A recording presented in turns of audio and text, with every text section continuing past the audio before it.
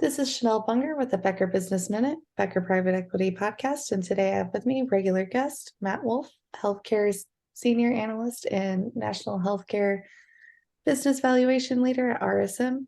Matt, can you take a moment and introduce yourself, then tell us what trends you're watching in private equity? Happy to. Thanks, Chanel. So again, Matt Wolf, I'm a director and healthcare senior analyst at RSM, which is really the leading middle market firm for private equity transactions across the U.S.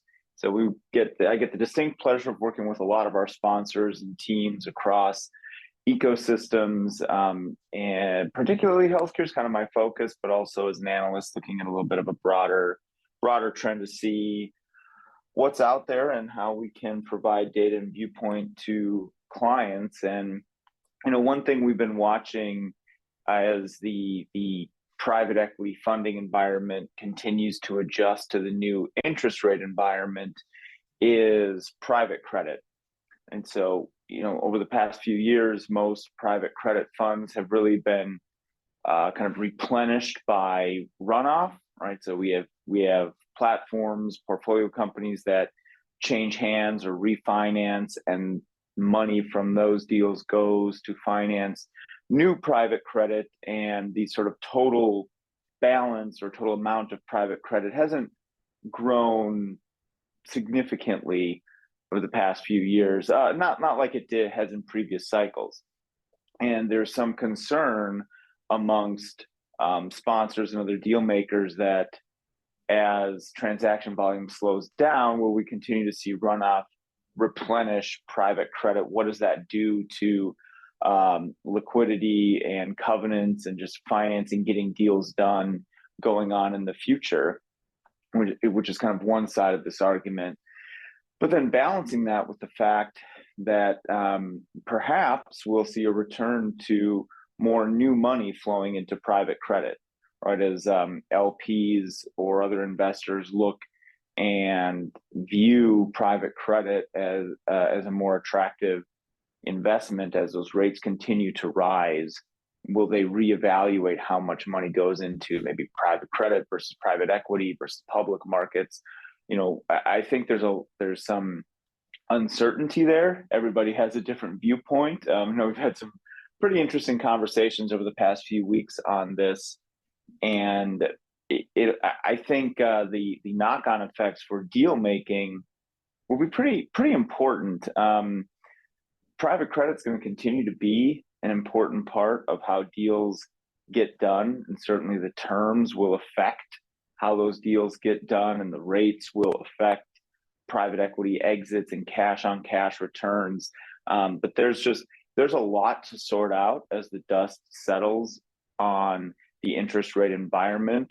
And we're not done yet, right, with this period of interest rate hikes. As we record this, we're about 24 hours or so from the jobs report for February, which will also be very indicative of future Fed hikes, whether we'll get 25 or 50 bips in March later this month. So there's still a lot of uncertainty there. And we're watching pretty closely this future mix of what does private credit versus private equity look like? Where are those flows coming and going? What does that mean for the deal environment? It's too early to call, but definitely worth watching, especially as we start planning new funds and start trying to message with LPs and others about future expected returns amongst private credit and private equity investments. Thank you. And did you have anything else for us today?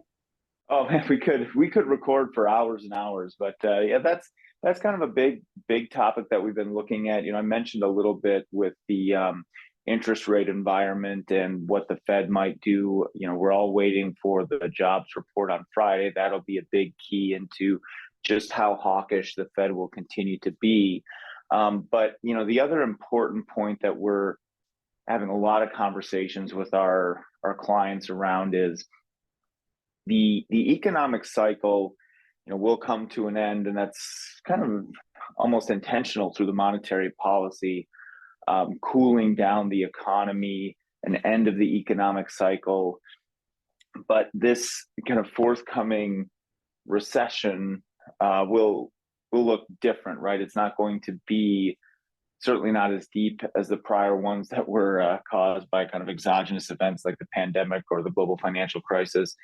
And we also expect that it will affect different ecosystems and different geographies at different times, right? The Fed's beige book came out the other day and reported, half the districts saw basically no change or half the region saw basically no change in economic growth, and the other half saw, moderate economic growth, right? So the economic cycle that we talk about, that Chairman Powell talks about, that others talk about in the news media, is important and worth watching, but the actual effects happen a layer below, right? We're actually a series of various economies that are distributed across geographies, across industries, and the macroeconomic effects and the timing of recessions will affect those different geographies and those different industries at different times, right? So that has huge implications for investors and operators as we're trying to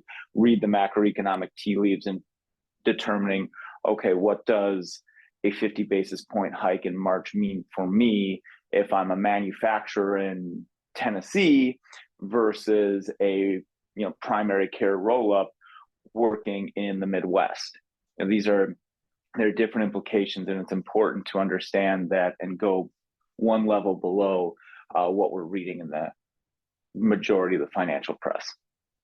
Perfect. Thank you for keeping us updated on all things private equity, and thank you for joining me today. Thanks for having me.